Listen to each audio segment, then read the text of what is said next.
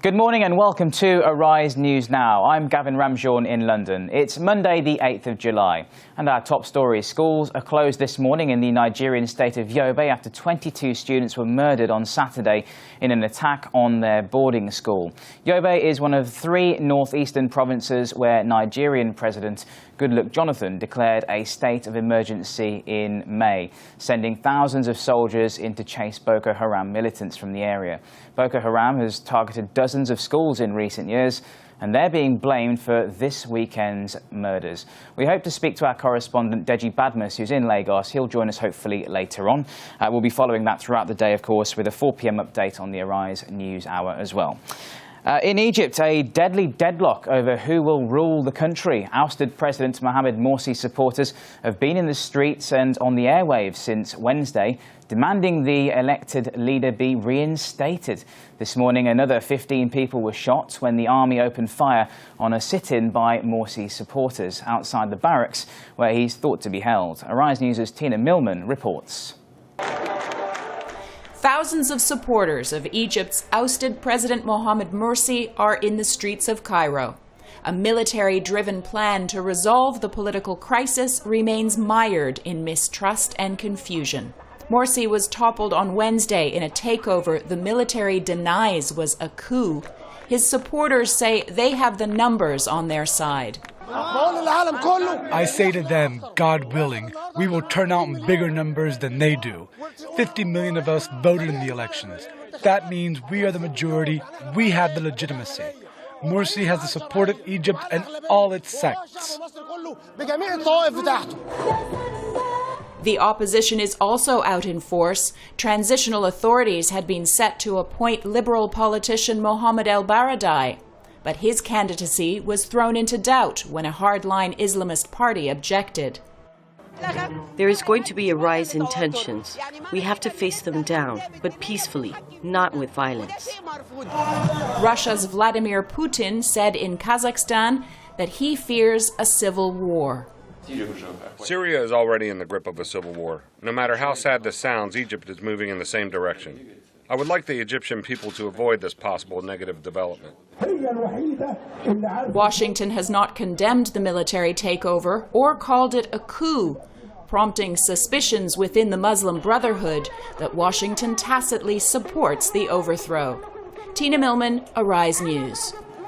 Back to our top story now. Schools are closed this morning in the Nigerian state of Yobe after 22 students were murdered on Saturday in an attack on their boarding school. We can go now to our correspondent Deji Badmus, who is in Lagos now. He joins us on the line. Deji, what can you tell us about the latest situation there on the ground? Well, thank you very much. As you've said, schools in Yobe State have been closed down, and the Nigerian government has reacted to Saturday's killing. A statement from the presidency actually condemned it. The president actually described the attack as horrific, and he specifically said he hoped that the attackers would go to hell. I mean, I'm using his words now. What we've been getting from sources in Yobe State is that even before the government decided, that's the state government now, decided to close down the schools, some parents had already started withdrawing their children from school, fearing that there just could be another attack. And then something we also have to understand about this. This attack took place in a town that has been known for violence. I mean, it's not the very first time that an attack of that nature would be happening, but of course it's the very first time that a secondary school would be attacked and students killed. So it's quite surprising that the military did not step up its presence there, considering the fact that the town has always been known to be violence prone. And there's no question at all, too, that this is a huge setback for the military, considering the fact that Yobe State is one of the states under emergency rule in Nigeria. You mentioned horrific there. Can you describe to us what exactly happened?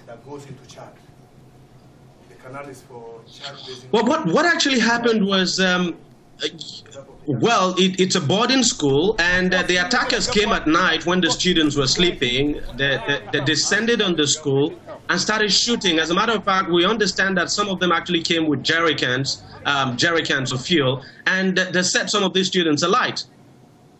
What are the authorities planning on doing now in the aftermath of all this, Deji?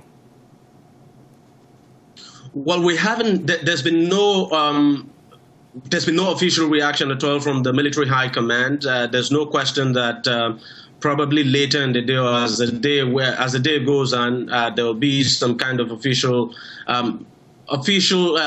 decision now taking as to what the government intends to do. But there's also no question, too, that we expect that the military will be stepping up its presence in that area. That's Potiskum, where the attack happened. And there are calls for the ban on mobile signals to be lifted to prevent anything like this happening again, Deji. Is that correct? Well, that's correct. I was in Maiduguri some weeks back, getting across to people, talking to people. Most of the people I spoke to in Maiduguri. Maiduguri, by the way, is in Borno State. That's the capital of Borno State, one of the states under emergency. There's just no way you can there's no way you can make calls around communication shutdown. Of course, the military decided to do that as a strategy just to prevent these insurgents now from talking to themselves. But it's really affecting economic life in this states where emergency rule has been declared, and it's making life very difficult for the people. And some people have said if there was some kind of communication, if mobile phones were working, then some people would probably have been able to reach the military to tell them that that attack was going on in that part of town, and there would have been some kind of response from the military. Deji Badmus, thank you very much indeed for that update. Now, Zimbabwe's two main parties have launched their campaigns ahead of this month's elections, but concerns remain over whether the elections will be free and fair. Prime Minister and opposition leader Morgan Tsvangirai told his supporters that he did not believe the vote would be legitimate. On Friday, President Robert Mugabe predicted his ZANU-PF party would win 90% of the vote. Mr. Tsvangirai had called for the elections to be delayed until crucial reforms to the state media and security forces could take place. The contest is his third attempt to unseat Robert Mugabe, the 89-year-old veteran who has ruled Zimbabwe since independence from Britain in 1980. The two were forced into a power-sharing deal after the last disputed polls in 2008. The Asiana Airways airplane that crash-landed in San Francisco on Saturday was flying much slower than it should have been. Investigators say it was the first time the pilot of the Boeing 777 was landing in San Francisco, and that it looks like he was trying to abort the landing at the last minute. 2 Chinese women were killed in the crash, but with 307 passengers on board, many are feeling they made a miraculous escape. Karen Hendren reports. I feel lucky, because we totally have 6 family members traveled on this plane, and we all are safe. So I feel lucky.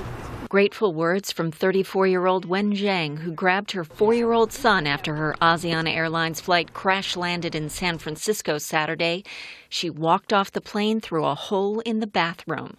I will fly again, but maybe I need some time. Fire officials said 49 people were hospitalized with serious injuries. Another 132 were treated for moderate and minor injuries.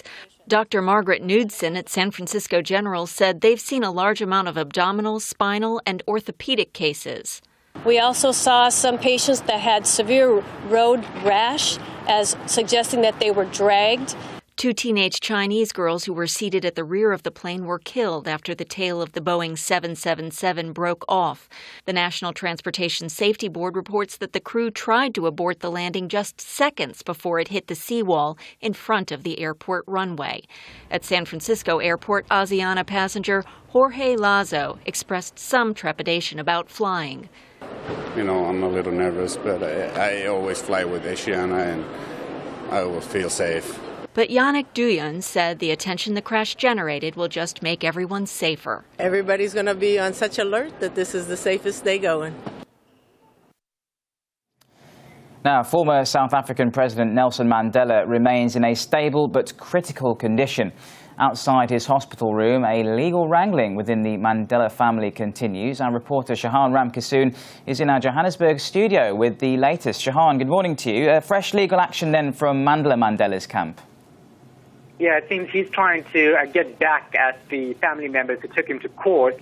They're not going to argue that it shouldn't have been heard as an urgent matter because Nelson Mandela is not in a vegetative state. You do know that in court papers filed by the family on June 26th, they did state that he was in a really bad state and said that doctors advised them to remove him off life support. But they've now emerged saying that that's not the case, because Nelson Mandela is stable but critical. Mandla Mandela now wants to challenge the lawyers for lying to the court, saying that he wants to take them to the Judicial Services Commission to actually see whether or not they can be fined for lying to the court. And what does this argument centre on, Shahan? Well, it really is whether or not Nelson Mandela is in a vegetative state. You know that was the basis that they went to court and argued that it was an urgent matter. The family said that it could happen any time, it was inevitable, and they wanted the courts in South Africa to hear the matter as soon as possible. And that was granted. That was the only reason this case was heard so urgently in Mthatha in the Eastern Cape in the first place. So that's the argument based on just how urgent this matter is, especially since government rejected all of the reports and arguments put forward to court saying that Nelson Mandela was in a vegetative state and was on a life support machine. So that would be the basis of their argument. A question is whether or not it's going to make any difference now, especially since the Mandela family who took Mandla to court did win this case. What's the feeling like on the ground from how the story has been sort of playing out over the last 3 weeks or so, Shahan? Because you've been there from the start when Mr. Mandela was hospitalised. How does the sentiment feel amongst the people at the moment? Well, absolute disgust from the South African public here, and lots of people have come outside the hospital saying that there really is unruly behaviour on the part of the family to be behaving like this, especially since Nelson Mandela is still alive. There were also reports this weekend of Nelson Mandela's funeral rights being sold off to a media organization, and it really is a distasteful situation, according to many people in South Africa, including the Archbishop Desmond Tutu and the local South African public as well. Wherever you go in the country, over coffee, dinner, no matter what, everyone's talking about Nelson Mandela's family and how they're handling the situation and how embarrassing it is for Nelson Mandela himself. And the king of Mr. Mandela's tribe, of course, getting involved in this. What more do you know on that? Well, the king has actually lashed out at President Jacob Zuma, saying that he is a parasite, and obviously weighing in on his reaction to this entire saga. He's also been quoted as saying that Mandla Mandela should no longer be chief of Mbezo. That what a traditional organization in South Africa is saying is that really he has no right to make that call, and he cannot say that Mandla Mandela should be suspended as chief because he doesn't have the authority to do so on that front. So it really is a back-and-forth situation with regards to the chief of the Tembu tribe. But people are saying to him, calm down, you have no say over this. Shahan Ramkissoon, thank you very much indeed for that. And in sport, the tributes are pouring in for Andy Murray. The 26-year-old became the UK's first Wimbledon men's champion in over 77 years after a gruelling victory over Novak Djokovic. Courtside temperatures reached 40 degrees Celsius as Murray prevailed in an epic match watched by millions across the world, including some of Hollywood's A-list. The Scot won in straight sets in just over 3 hours against the world #1, sending the home crowd delirious. He described the last game as the toughest he'll ever play in his career and said that winning at Wimbledon is the pinnacle of tennis. I worked so hard in that last game. It was the hardest few points I've had to play in my life. And yeah, it was a different match to the US Open, and yeah, winning Wimbledon is, yeah, I still can't believe it. Can't get my head around that. I can't believe it. Also on Sunday, Daniel Nestor and Kristina Mladenovic beat top seeds Bruno Soares and Lisa Raymond 5-7, 6-2, 8-6 to win the Wimbledon mixed doubles title. Canadian Nestor and Frenchman Mladenovic, the 8th seeds who were runners-up at last month's French Open, dropped the first set to the Brazilian and American pairing and saved 2 match points in the third set before claiming their first Grand Slam title together. Well, that's just all about we've got time for. We can update you more online as well anytime. And thanks very much for watching. See you soon.